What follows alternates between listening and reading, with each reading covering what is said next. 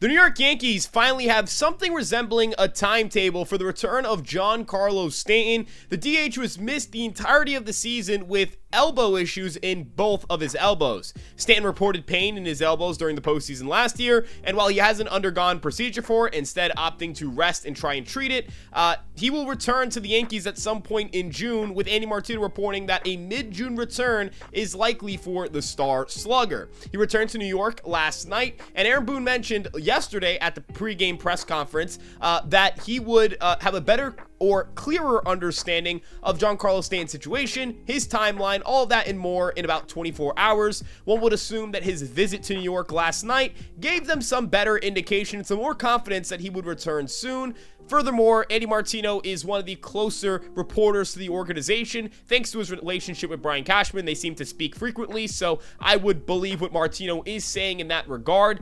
There is a lot that goes into the return of Giancarlo Stanton, whether it's how he's going to impact this roster, how he's going to impact the playing time of guys like Ben Rice, Paul Goldschmidt, Trent Grisham, Jason Dominguez, Cody Bellinger, all of that and more right here on Fireside Yankees. Before we get into everything, make sure you like, comment, subscribe, and turn on that notification bell to check out Fireside Yankees on all of your favorite social media platforms and get updates on when our next upload is. With that being said, we really appreciate you guys tuning in. And without further ado, let's get started talking about Giancarlo Stanton. Now, everyone knows that Giancarlo Stanton had one of the best runs for any Yankee in the postseason last year. He was absolutely remarkable, hitting big home run after big home run. Notably hit a game-tying home run in Game 5 of the American League Championship Series, a game that the Yankees would go on to win in extra innings. Now, Stanton last year hit 27 home runs, had a 116 WRC plus, slash 233, 298, and 475. You know you're not going to get any defense from him. He's not going to play the outfield. You know he's not going to provide much in the bases, but you also know he's going to provide a ton of slug. And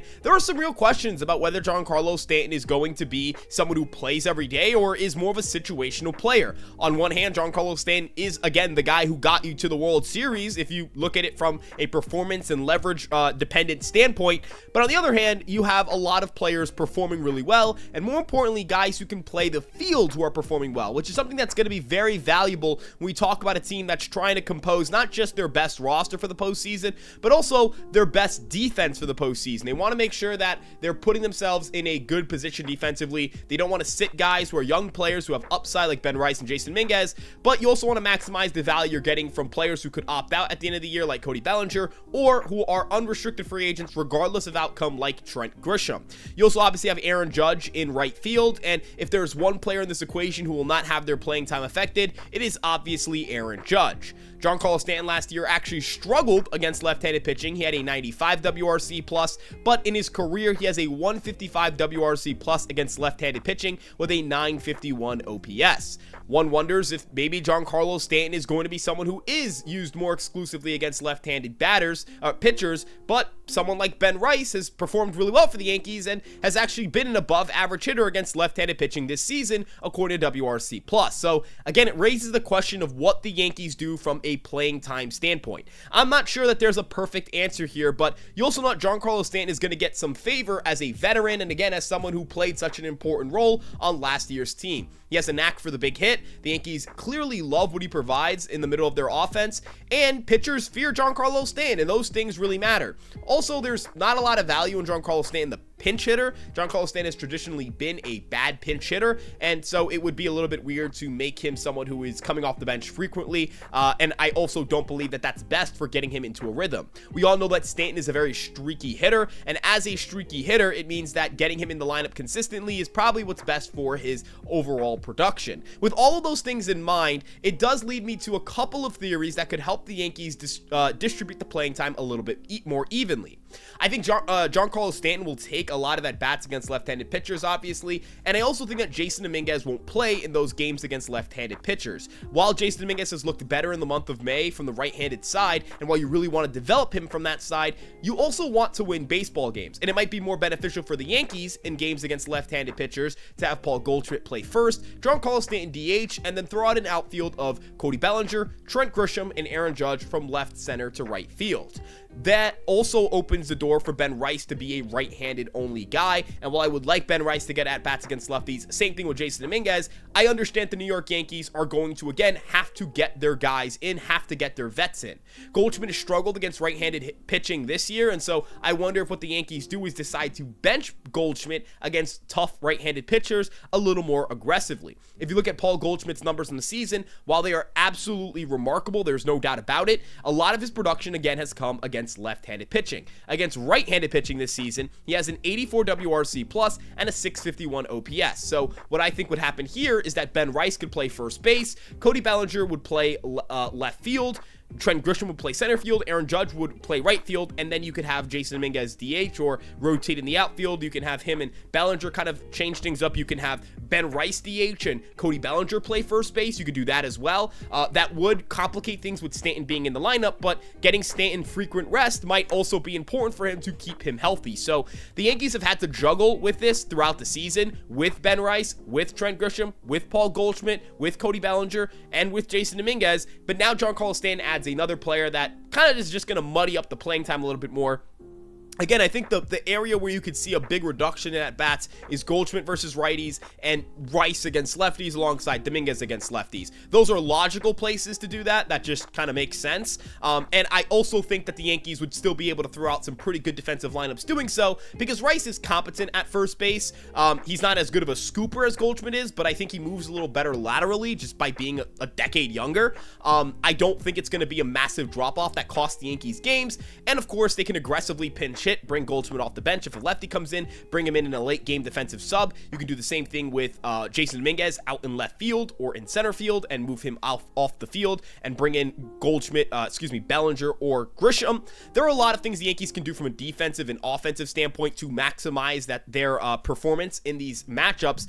But Giancarlo Stanton's going to be really helpful because he can hit left-handed pitching. Again, I mentioned last year he didn't perform very well against them. It's a small sample size. I think that the career numbers suggest he is a good hitter against left-handed pitching. He is someone who can kill left-handed pitching.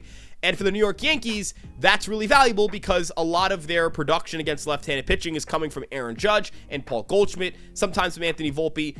Austin Wells has actually been better against lefties this year than righties, which is a little bit weird. But you can have a lot more production with Stanton in there, knowing that lefties are going to either A, be pulled from games earlier if they get Stanton a third time or fourth time through, or that you're going to have teams put out bad left-handed pitchers to try and take down Giancarlo Stanton, a recipe that usually does not work out very well for them.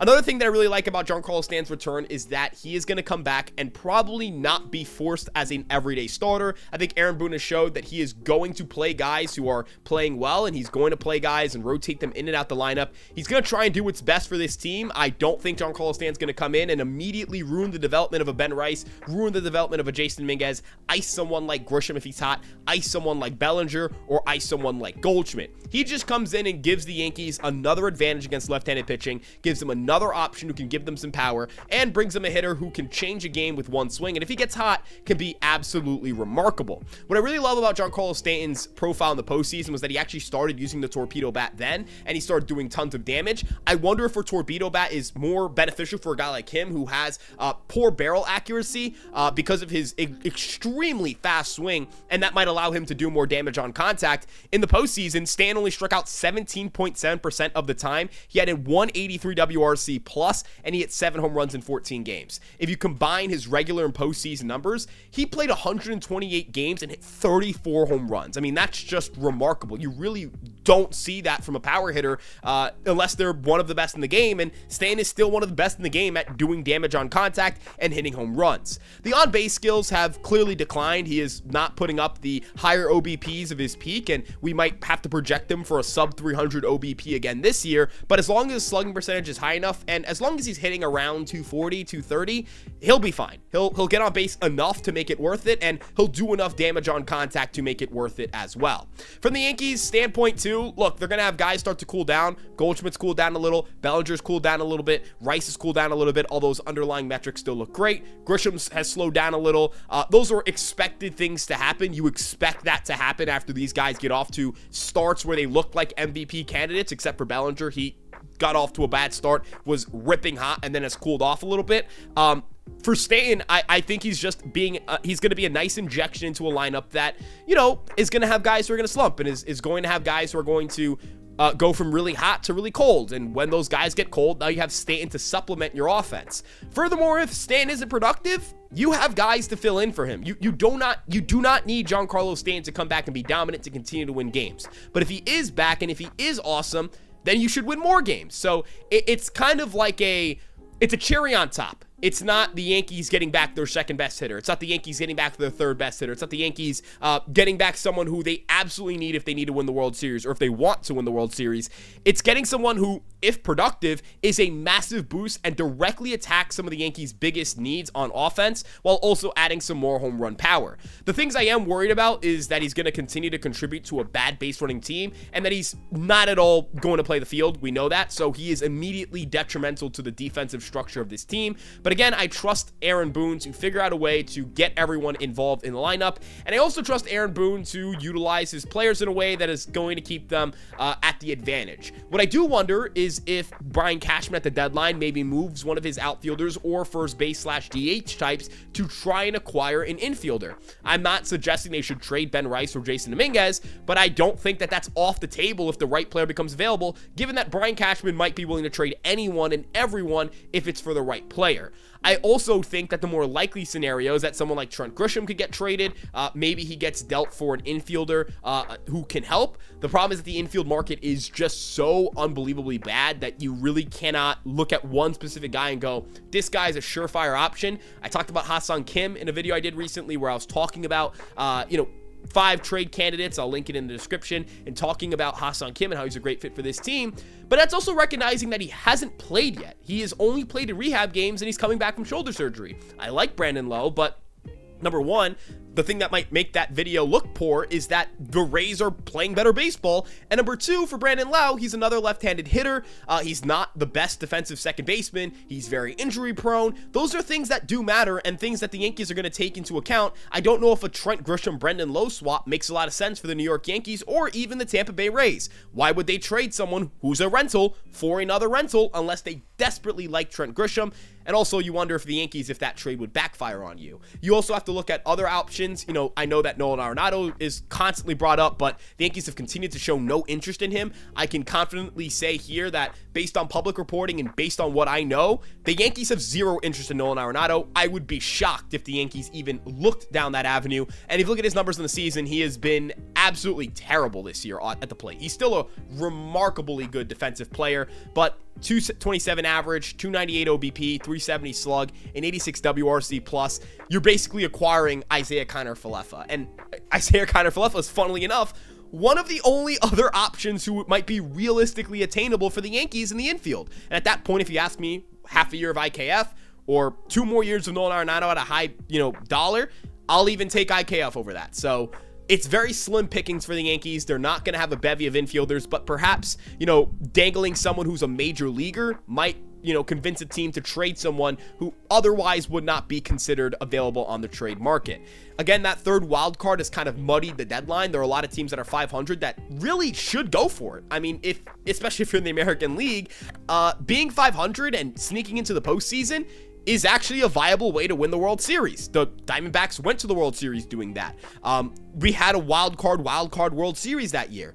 Last year we had the 2-1 seeds, but back in 2022, the last seed or the final team to qualify for the postseason in the National League was the Philadelphia Phillies. They also made the World Series. In 2021, the Braves were an 87-win team, I believe. They won the World Series. In 2020, again, you had a postseason with 2-1 seeds. In 2019, you had the Nationals, who almost lost that wild card game and stormed back to go on to win the World Series. Baseball's a very random sport. I know I even mentioned examples before the wild card 3, but that's how random of a sport baseball is. You have teams that are not juggernauts in the regular season getting hot at the right time and optimizing their roster at the right time or having a good enough deadline to go on a run. So a lot of weird stuff at the deadline. The wild card 3 has kind of ruined that a little bit. It has ruined the trade deadline in a sense because teams are just not out of it that normally would be. A team that's 3 games below 500 on July 30th can make the postseason. Look at the Tigers. They sold at the deadline, and they still made the postseason. And we're 1 game away from making it to the American League Championship Series. That's a win for them. That's a very successful season. So, again, obviously Stan doesn't solve your infield problems. He doesn't solve every issue with the team. He doesn't make your pitching better. He doesn't make your bullpen better. but he can help you. And that's all that matters. And he's better than Pablo Reyes. That's not even, there's no debate there. That doesn't, you really don't need to have a long conversation about whether you'd rather have Pablo Reyes on your team or Giancarlo Stanton. And ultimately, the Yankees, they really like having Stanton around. They want him back. We know what he does in big moments. We know what he does in the postseason. And hopefully he can come back and be the guy we saw at the end of last year. Because if he is, oh my goodness, this offense get absolutely crazy. It gets devastating and gets scary for other pitching staffs. But I'd love to know what you guys think in the comment section below. How do you guys feel about Giancarlo Stanton being back? Do you think that Giancarlo Stanton's return can provide another spark for this offense, can keep them in first place? Or do you believe that Giancarlo Stanton is someone who should get very limited playing time? I think there are valid arguments on both sides here. I think there's a very valid argument to be made that Giancarlo Stanton, the regular season player, is not valuable enough to cut playing time from young players or from veterans who are performing well. But there's also the argument that Giancarlo Stanton is a safer bet to hit than guys who have gotten really hot starts, and that there are ways to get Stanton in the lineup and ways to get him involved and have him help your offense as long as you rotate your players properly, and that there's a way to get everyone playing time and get everyone involved. So again, would love to know what you guys think in the comment section below. I'm Ryan Garcia. This is Fireside Yankees. We have a Twitter, Instagram, TikTok, Facebook, and of course this YouTube page. Links to everything in the description. But if you don't like links, just type in Fireside Yankees on all of those platforms. We'll pop right up. We appreciate your support as always, and we just want to make sure you guys check out EmpireSportsMedia.com. We've got tons of great written content out there. I actually just dropped my top 10 NBA players heading into the NBA Finals, not limited to just finals teams, but taking another evaluation, taking another look around the scope of the NBA. So you guys should check that out. I've got some other MLB stuff coming out, some minor league stuff coming up too. We're going to talk about some promotions later in the week, and we'll also talk about that on the website. So make sure to check it out. If you like what I do, you like my voice, you like my face, whatever it may be. If you like my face, I have a girlfriend, just letting you know. At Ryan Garcia ESM on Twitter. Follow me there. It's Twitter, not X. We'll see you guys in the next one. Peace out, everyone. Let's go Yankees.